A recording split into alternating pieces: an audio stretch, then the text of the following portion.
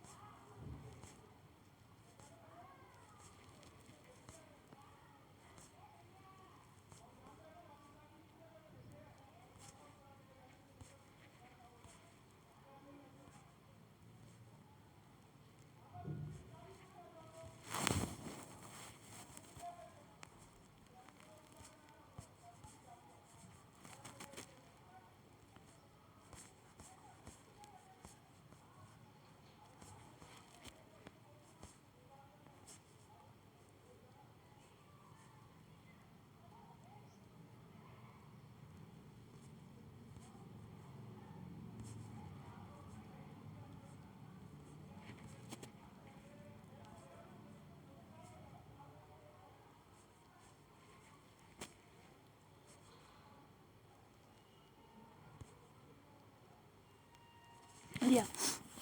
So page number 89 there was we were in morning. So we are going to discuss about global wealth tax on multi-millionaires. So global billionaires wealth in 2021 represent 3.5% of global household wealth. Also, the share of the 0.01% from 7% of global wealth to 11% as per the finding of latest World Inequality reports. Since mid 1919, the richest 1% captured 38% of wealth growth at the global level. As per the reports, the richest 10% own around 60 to 80% wealth, and the poorest half systematically own less than 5% of the wealth. The bottom 50% of global population own just 2% of wealth and 8% of income, while the top 10% of population own 76% of total household wealth and captured 52% of total income. So it's said that government intervention is key to tackling inequality and social and tax policy.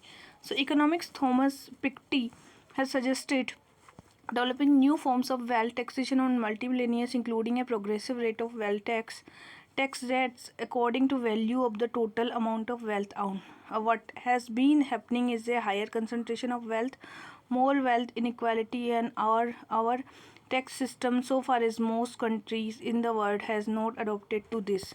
Such new tax also makes sense, especially when the government are looking for money to repay the increased debt during COVID time. There is a proposal of global wealth tax on multimillionaire people who earn more than $1 million or euro, and this tax in the proposal is progressive, meaning the rates are going to according to the value of total amount of wealth. In country where wealth is highly concentrated, more rates on the stock of wealth of a very wealthy individual can deliver high amount of revenue. The global bottom 50% income share remains historically low growth in the emerging world. The share of global income going to top 10% highest income at the world level. And however, the share going to be bottom 50% lowest income generally been around to 10%, 7%. The top 0.1% of global population capture more income than entire world, and the average annual wealth growth rates among poor half of the population were 3% to 4%. The poorest half of the world population only captured 2.3% of overall wealth. The top 1% benefited from high growth rate, and the share of wealth detained by the world's billionaire rose from 1% of total household. So that's why income inequality was generated. Now, census with a mixed mode approach. Due to the outbreak of COVID-19 pandemic, the census and related field activity has been postponed. Will be the first digital census mobile app for collection of data, and the census portal for management and monitoring of various census related activity have been developed. State government of Bihar, Maharashtra, Odisha has requested to collect caste detail, the name of the mother tongue, and two other language known in order to proficiency are to be recorded. There's provision for self-enumeration. Self-enumeration refer to completion of census questionnaire by respondent themselves. In census, decennial census data is collected on demographic and various socio-economic parameters like education, SC, ST, religion, language, marriage, fertility, disability, occupation, migration. Office of Registrar General and Census Commissioner, India, under Ministry of Home Affairs, Government of India, is responsible for carrying out the census. It provides information on size, distribution, and socio-economic, demographic, and characters of the country population. The first synchronous census, 1881. Since then, census have been undertaken uninterruptedly once every 10 years. As per the official gazette, the individual data collected in census under the Census Act are not made public as per the provision. The individual data are not used for preparation of any other database, including the National Register of Citizens.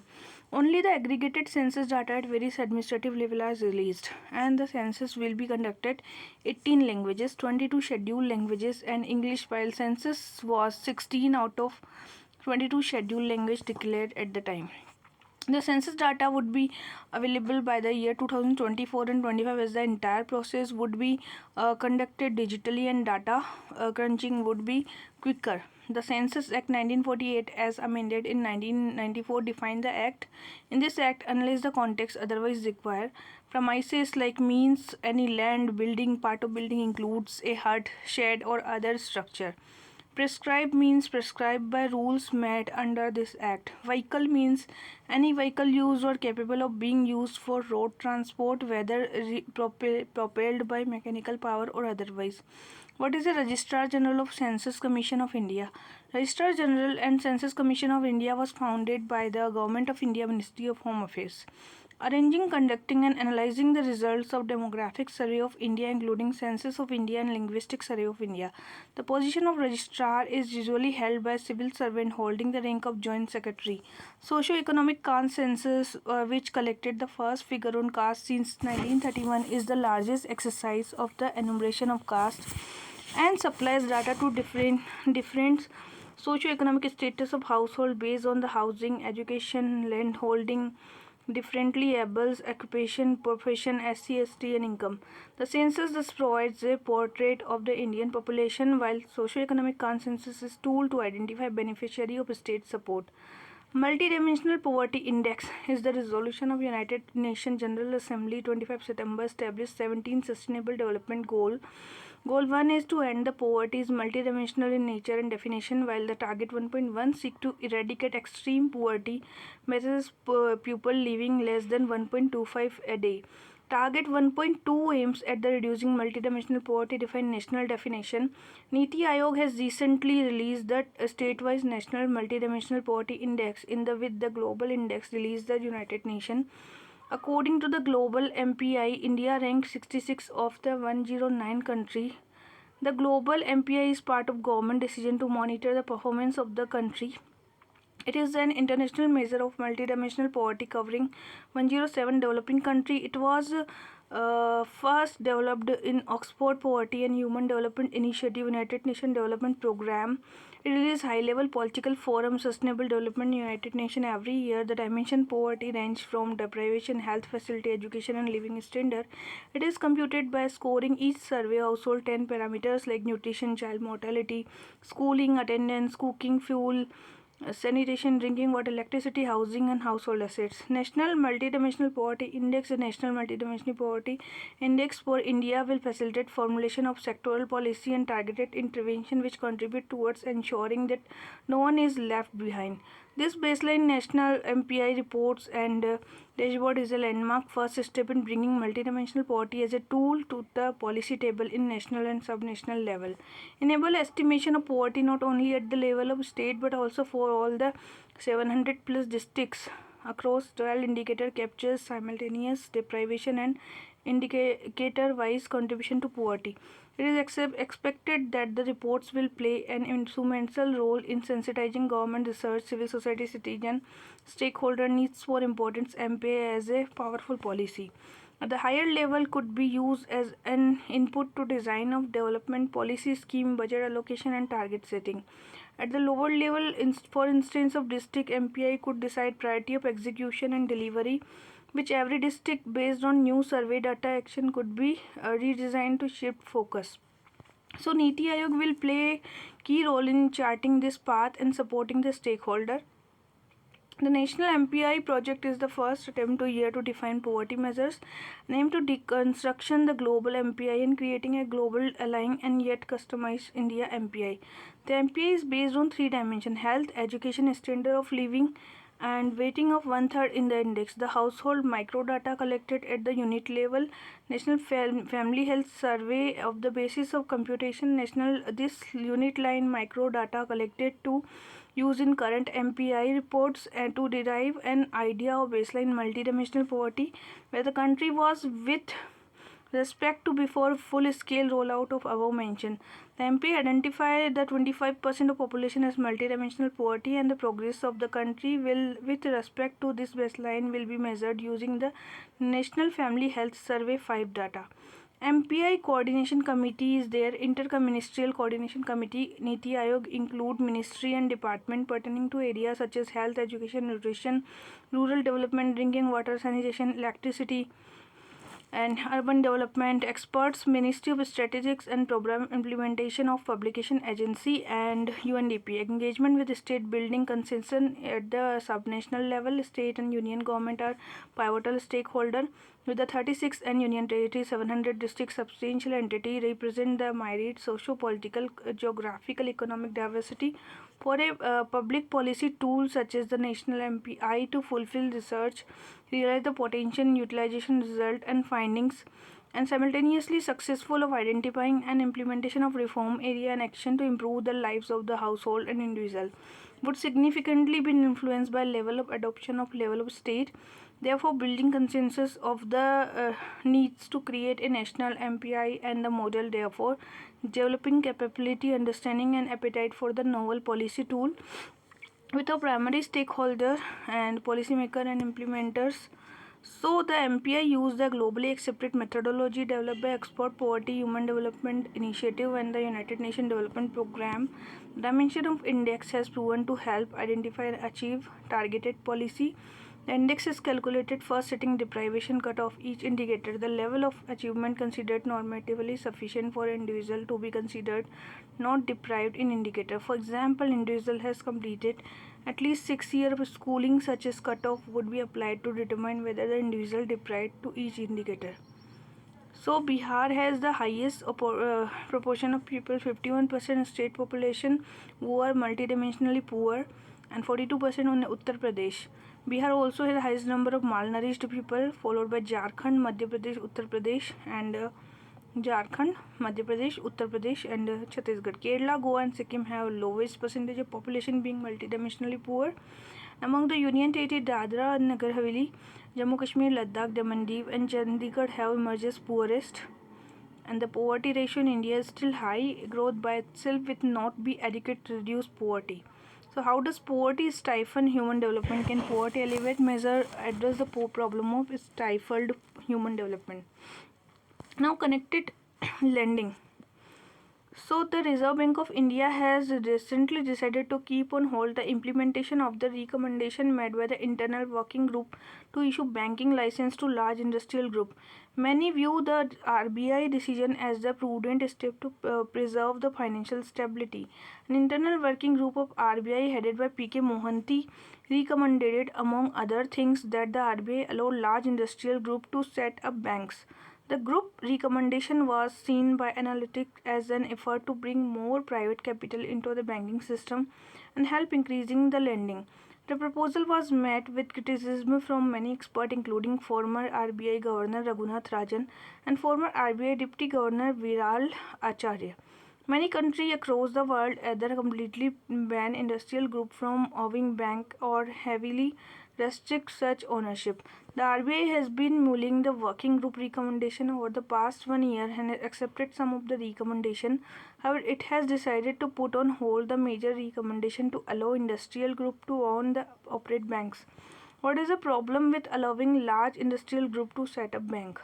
Critics of the working group proposal argue that giving large industries such as the Ambanis, the Adanis, and the Tatas license to own and operate bank will lead misallocation of capital.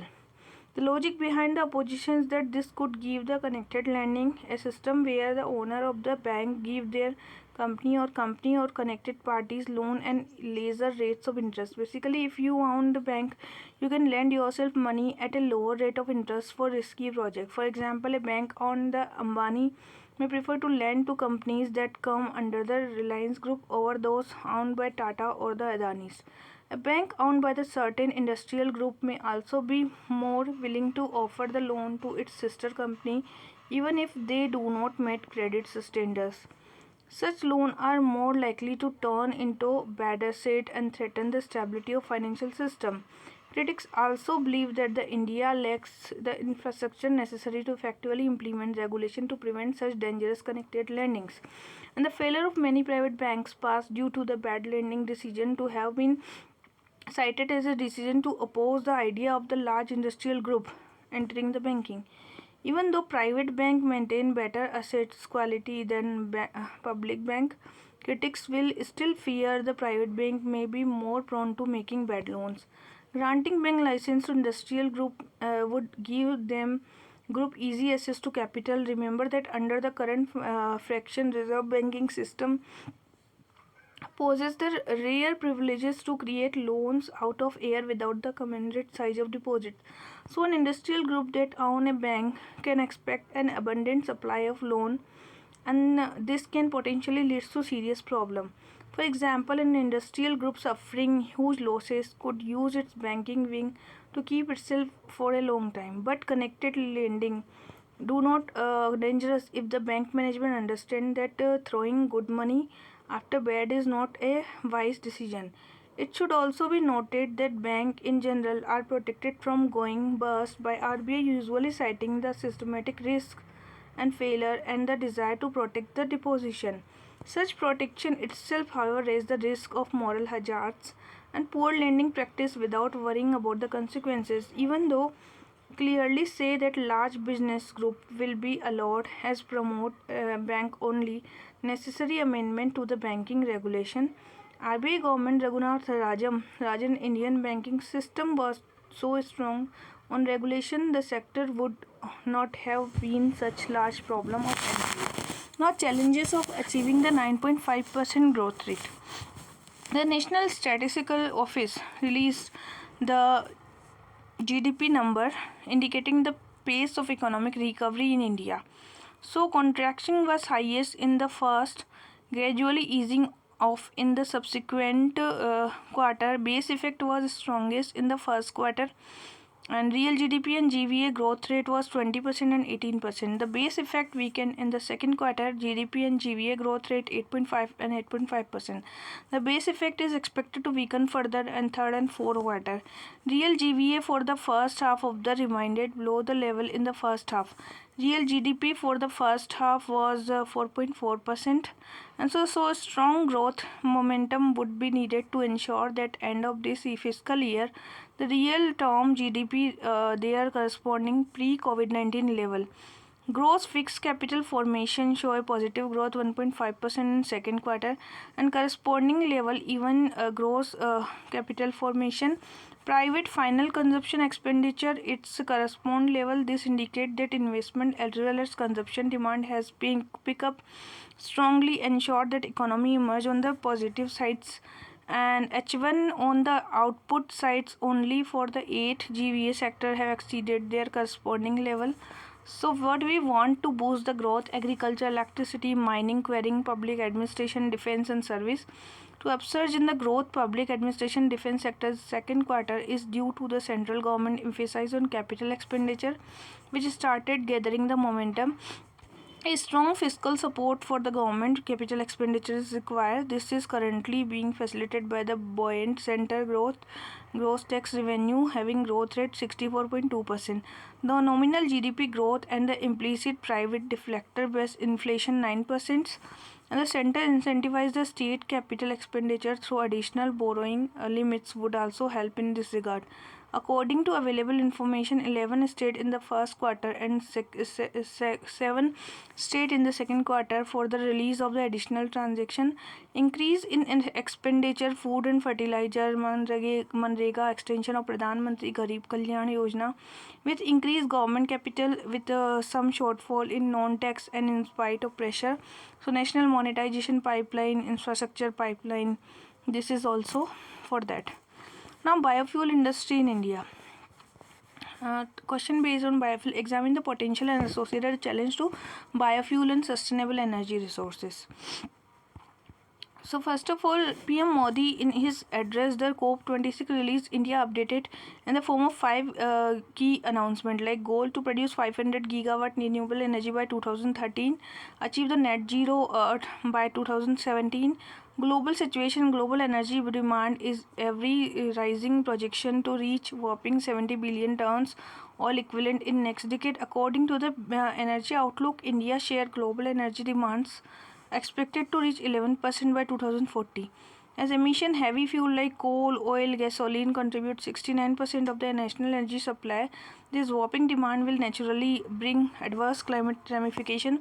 Amidst the anthropogenic climate threat posed the greenhouse gas and fossil fuel, looming fear to depleting fossil reserve, biofuel promise to be an alternate with many advantages. Biofuel provide a sustainable energy system that is renewable, environment friendly, and capable of utilizing indigenous raw material.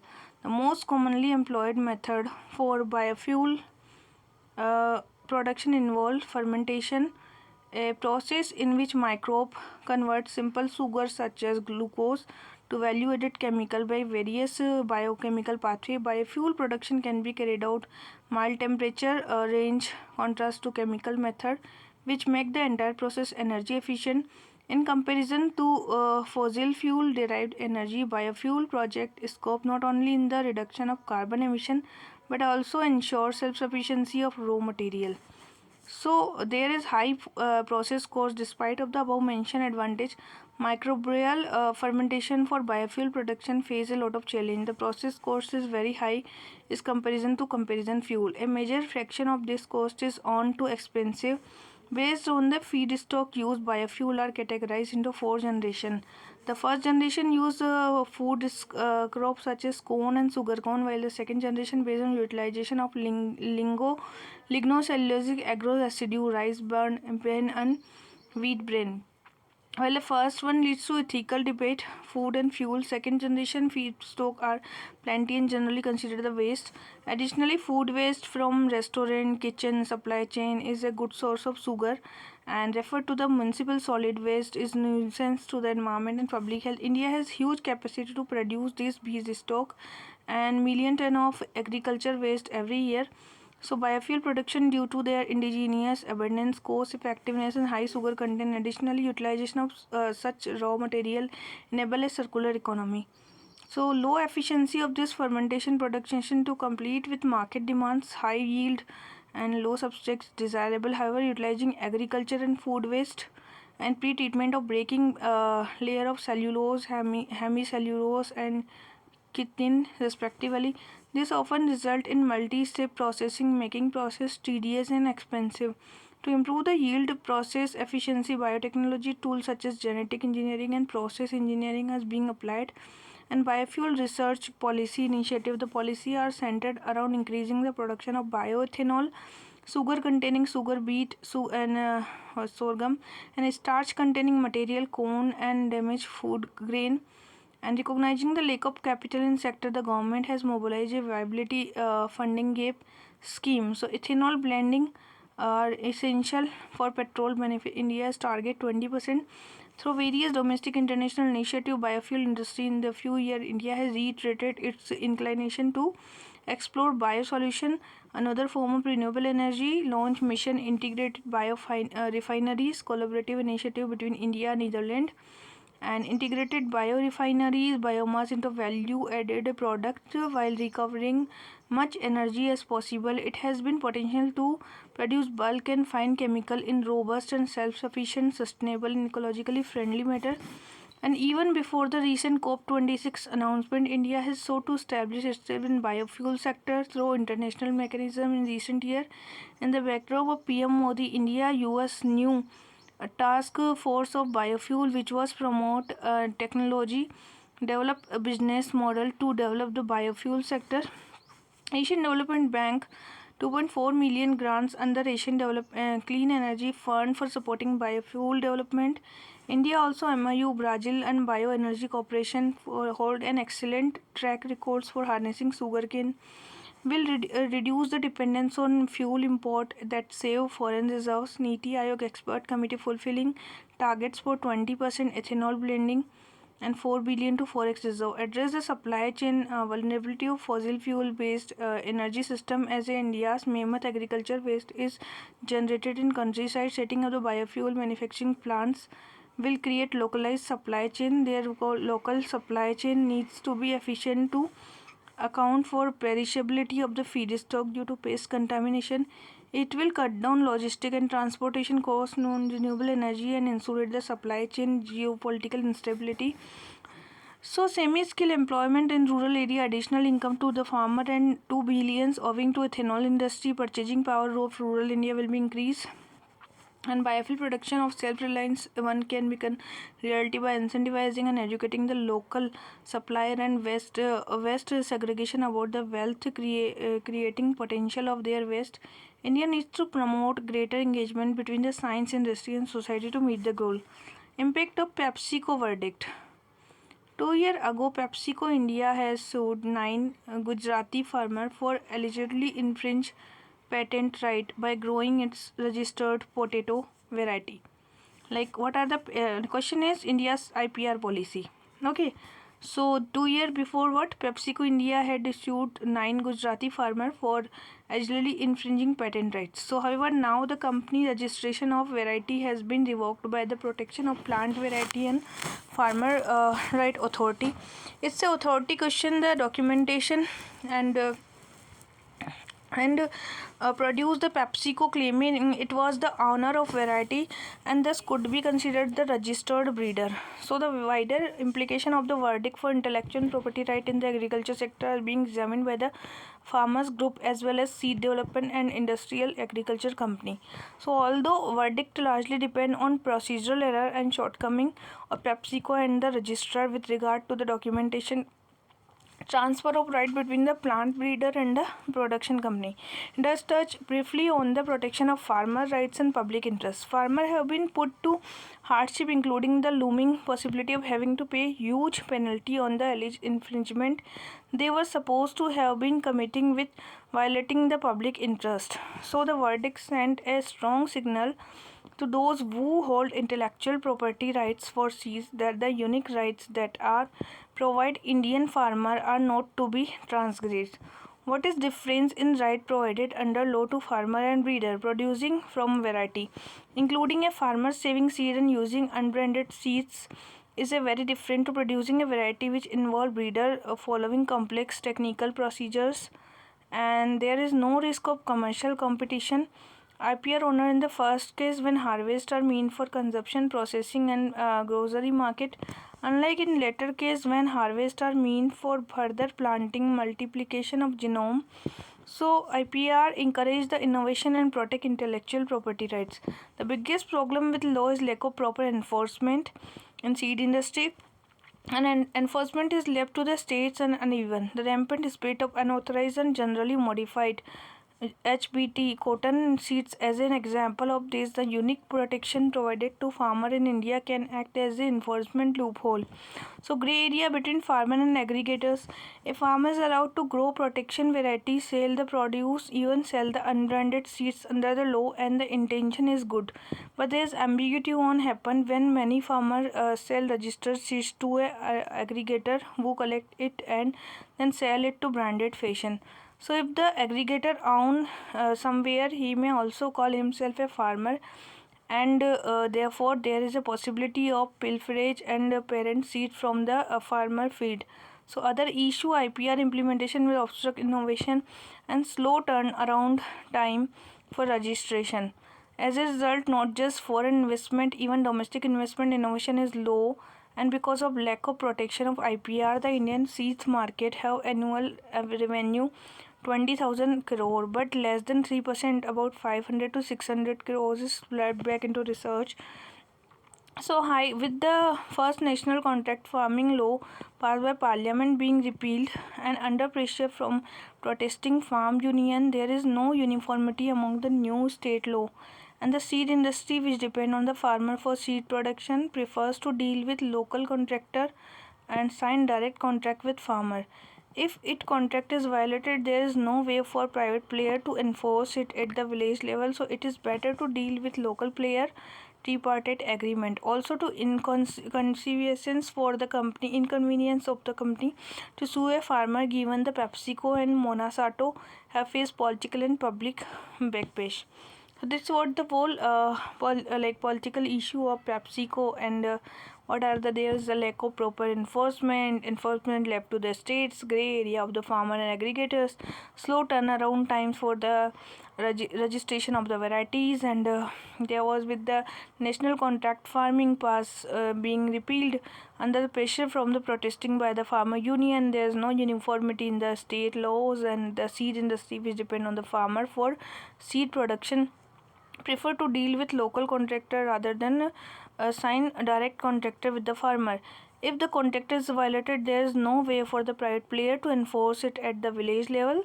So it is better to deal with the local player, and from tripartite agreement also it is convenience for the any company to show a farmer, given the PepsiCo and Monsanto have faced political and public blacklist for doing so. So this was the whole matter. Now multi-state cooperatives, what are the question is Ministry of Cooperation and Supreme Court judgment on cooperative amendment and cooperative sector reform. So this will be the question. So how do you handle this question? Recently, Union Cooperative Ministry Amit Shah announced that the center had decided to amend the Multi-State Cooperative Society Act to plug the loopholes in the act. Cooperatives are a state subject, but there are many societies such as those for sugar and milk banks, milk Union Act, whose member and areas for operation are spread across more than one state. The act was passed to govern such a cooperative. For example, most sugar mills along the district on the Karnataka-Maharashtra border come from both states. They draw their membership from both states, and they are thus registered under the Modern Cooperative Act. Their board of directions has represented from all states, and administration and financial control of this society is with central registrar, with the law making it clear that no state government official can wield any control on them. Since then, 1479 such society have been registered. Maharashtra has the highest number of society, UP and New Delhi. Credit society constitute the bulk of registered society, followed by agro-based one, and there are 96 multi-state cooperative subsidiaries and multi-state cooperative bank. Why does the government plan to amend the act? Expert on cooperative talk loopholes in the act.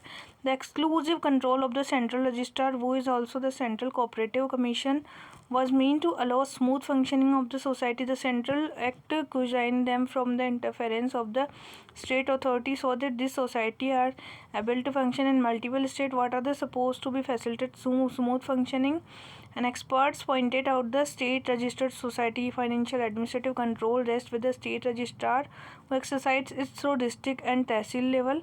Thus, if the sugar mill wishes to buy new machinery or go for expansion, they would first have to take permission from the sugar commissioner for both. Post this proposal would go to the state level committee that would float tents and carry out the process. While the system for state registered society include check the balance at multiple level to ensure transparency, and they check and balance do not exist in the case of multi-state society. State the board's director have control of finance and administration for expenditure above a certain level. The annual general body meeting of the society is called. Many experts have noted a lack of day-to-day government control. Unlike the cooperative, which have to submit multiple reports, multi-state cooperative needs notes. The central registrar can only allow inspection of society under special conditions. A written request has to be sent to the office registrar by not less than one-third of member or not less than one-fifth of number of member. Inspection can happen only after prior intimation of society. Infrastructure for central register in thin. There are no office or office at state level, with most work being carried out either online or through correspond. For member society, the only office where they can seek justice is Delhi, and expressing their inability to do anything more than forwarding their complaints. There have been instances across the country credit society have launched Ponzi schemes and taking advantage of this loophole. Such a scheme most targets small and medium holders and fly-by the operator get people to invest, and few installment wind up the operators. Maharashtra, the state commissioner used to get multiple companies this nature but could not take any action given the lack of ground state staff necessary for verifying the antecedent. So the center is holding extensive consultation with experts from various fields. Bankers, sugar commissioner, cooperative commissioner, central government will also increase their manpower. Also, technology will be used to bring transparency. So manpower, transparency, and some suggest the administrative control such as society vested the state commissioner. This will day by day and control can be widened to ward off the cases fraud. Now, suspension of future trading in agri products. So question, what is the question about this question?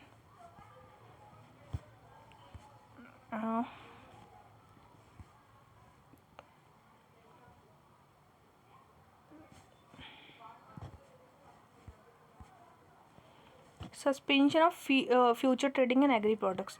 The security like SEBI recently issued directions to stock exchange in commodity derivative segment for immediately suspending trading in derivatives contract in key farm commodity, namely paddy, wheat, chana, mustard seeds, and derivative soya bean, derivative crude palm oil, and mung for a year.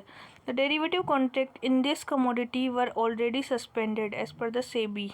Okay, and derivative contract are contracted between two or more parties where the derivative value is based upon the underlying asset.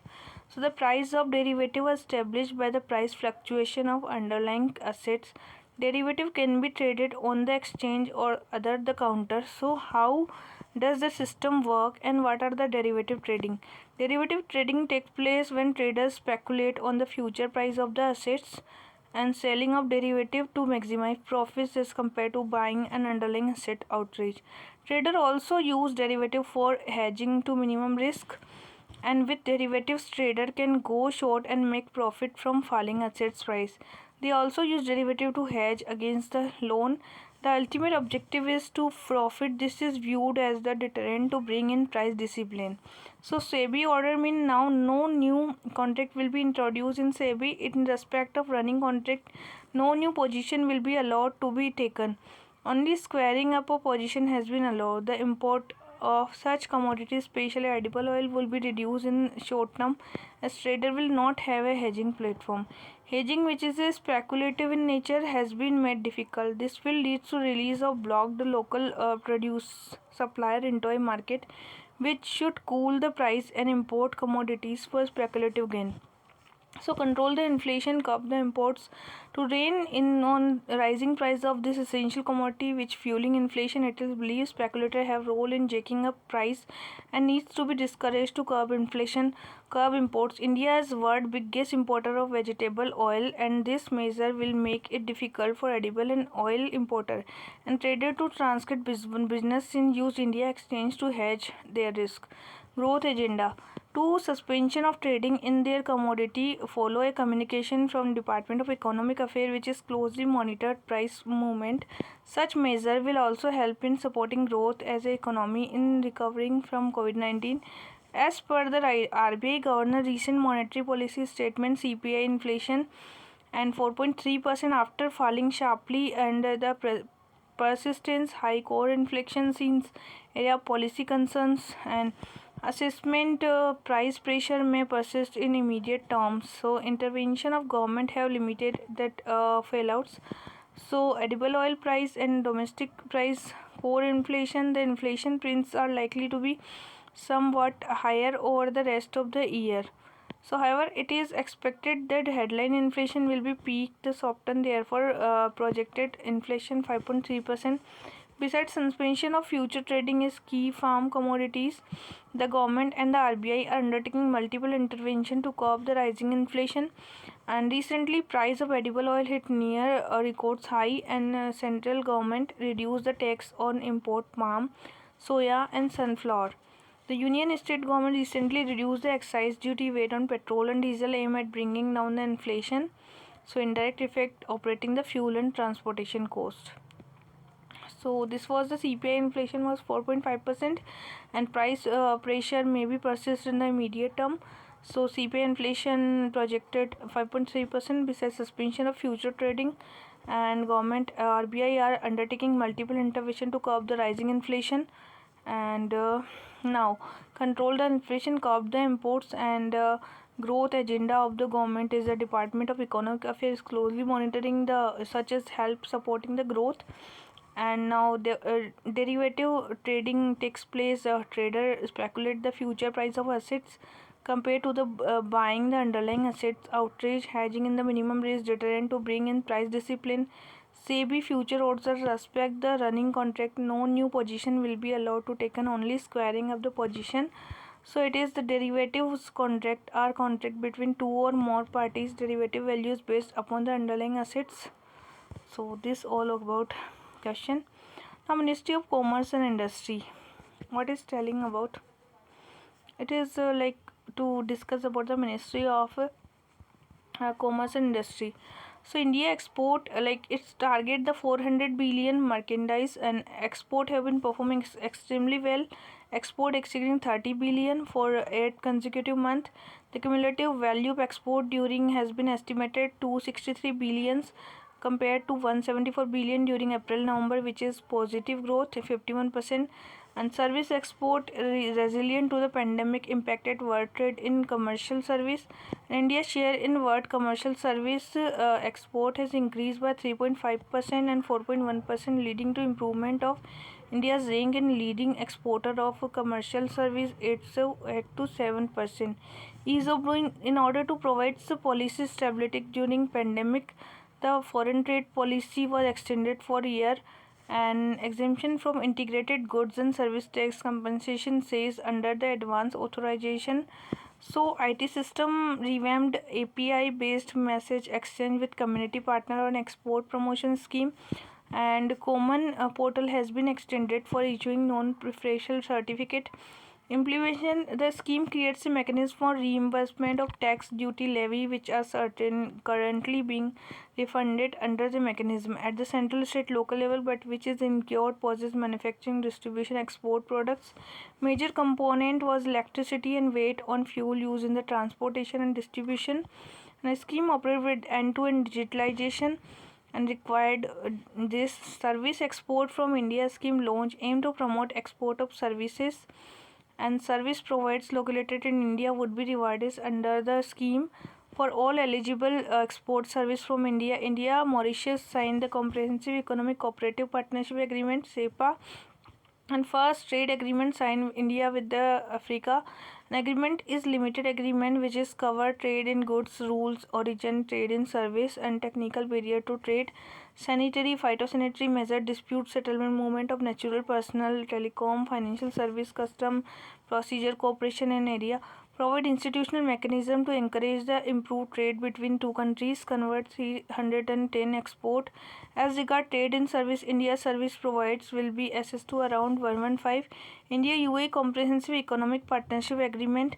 Both sides reiterated importance India UAE and its potential to not only expand economic investment but mark a new phase of cooperation and collaboration. The new strategic economic agreement increase bilateral trade 100 billion within 5 years and sign agreement increase trade in 15 billion. India Australia Comprehensive Economic Cooperation Agreement key negotiation subject trade, goods, service, investment, rules of origin, custom facilitation, legal institution issue.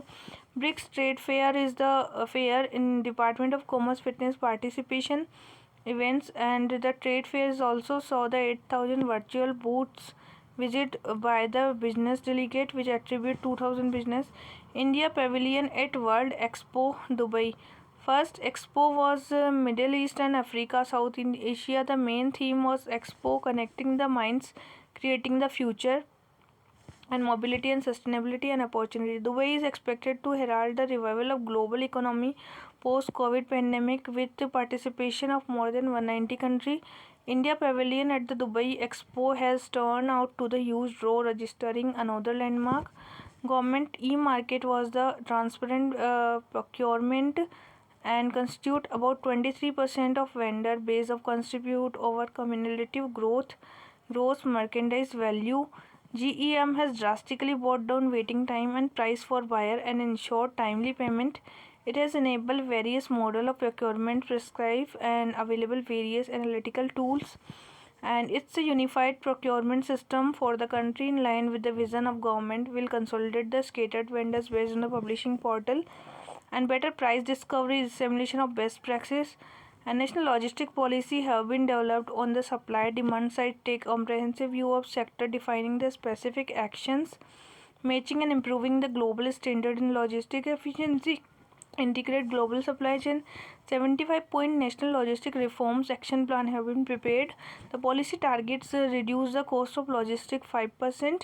PM Gati Shakti was the national plan for multimodal infrastructure connectivity economic zone, which is an integrated plan depicting economic zone multimodal connectivity infrastructure GIS platform, holistically integrate the individual intervention various ministry department in the national perspective and provides coordinated IT enabled web-based planning, cooperation and monitoring project.